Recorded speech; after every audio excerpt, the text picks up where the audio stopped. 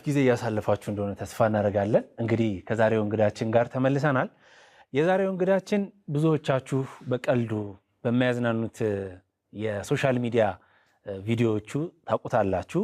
እናም እዚህ ማየት እንፈልጋለን 2030 ላይ ያላችሁን ጠራ ነው። በቃ ይሉንታ ያለበት ሰው እሱን ሲያየው በቃ እኔን የተናገርከው እያለ ያደንቀዋል። የብዙዎቻችን ችግር ነው እንግዲህ ይሉንታ። ያንን በቀልድ መልክ እያደረገ እንድናስተካክል እንድንለወጥ የሚያበረታ ወጣት ነው።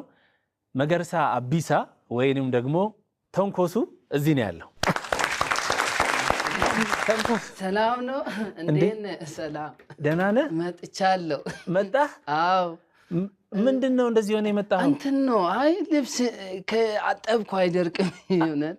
አዎ ለዛ ነው። እና ግባ እንጂ ታዲያ። ኧረ እዚህ ሆናለሁ። ችግር የለም። ለምን? አይ እዚህ እንትን ምንጣፉ እዚህ ሆናለሁ። ተናገር አንተ። እዚህ ሆናለሁ። እውነት አይደለም። ችግር የለውም። እርገጠው ምንጣፉን። ይሄ ምንጣፉ አይ ይሄ እኮ ንጹህ ነው። ምንጣፉን እርገጠው። እዚህ ጋር ቁጭ በል። ተው እንግዲህ። ኧረ ተው ተው እንግዲህ። ጭራሽ አይወለቅም።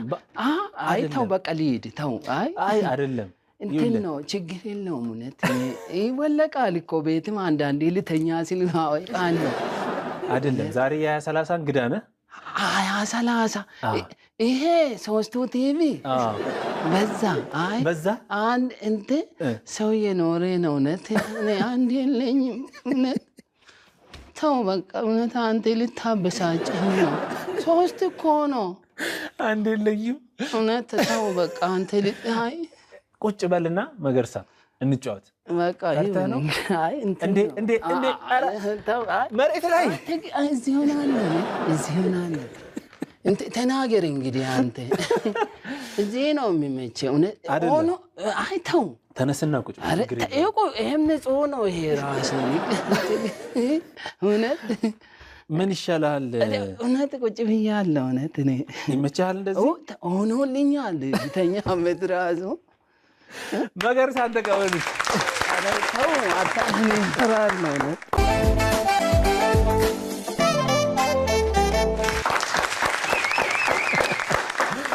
እሺ እንግዳው ወይ ደህና ነህ?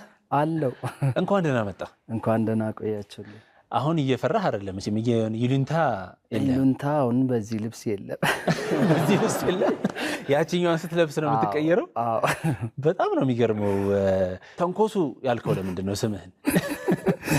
ይህ ነገር እጠየቃለሁ እያልኩ እየፈራው ነበር። ለምን ፍቺ የሌለው ነገር ነው።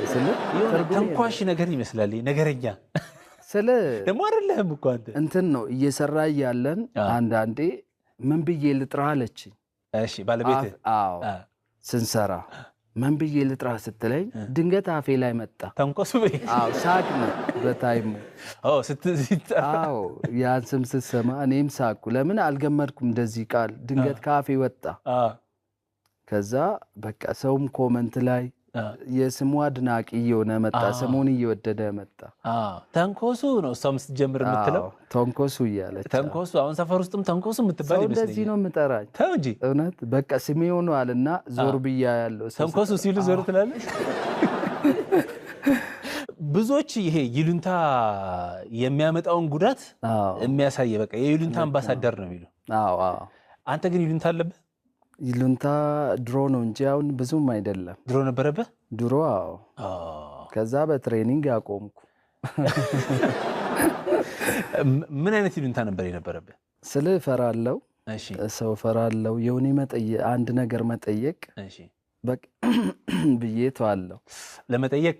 አዎ እና ሰው ቤትም ሲሄድ ምን አጋጠመኝ መሰለህ? አዲስ አበባ ስመጣ ዘመድ ቤት ሂጄ ይሄ ሳኔ የምነሳላ ምግብ እኔ ለመድኩት ሰው አቅርቦ እንድመጣልኝ። ተነስና ውሰድ ስሉኝ አይ አልኩት። ቢፌ ሆኖ ማለት ነው። ቢፌ ሆኖ ከዛ ቆየው ራበኝ። እዛ አልበላ ወጥቼ ሆቴል በላሁትና ተነስቶ መብላት ፈርተህ በቃ በራሴ እንጀራውን አንስቼ ወጥ መጨመር እንደዚህ ብቻ ከበደኝ። እንግዳውኝ ሄጄ እውነትም ይሉንታ። አዎ እውነትም ይሉንታ በራሞቼ ነበር።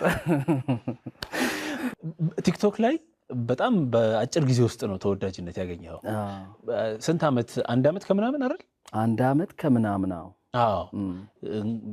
ማለት ከሚሊየን በላይ ፎሎወር ከዛ ቪዲዮዎችህን ሳየው በጣም ብዙዎች የሚዝናኑበት ነው። እኔ ገና አካሄድህን ሳየው ማለት የፈጠርከው ካራክተር ካለባበስ ከአክት ጀምሮ እድሜ ልክህን እያሰብክበት የመጣህ ነው የምትመስለው።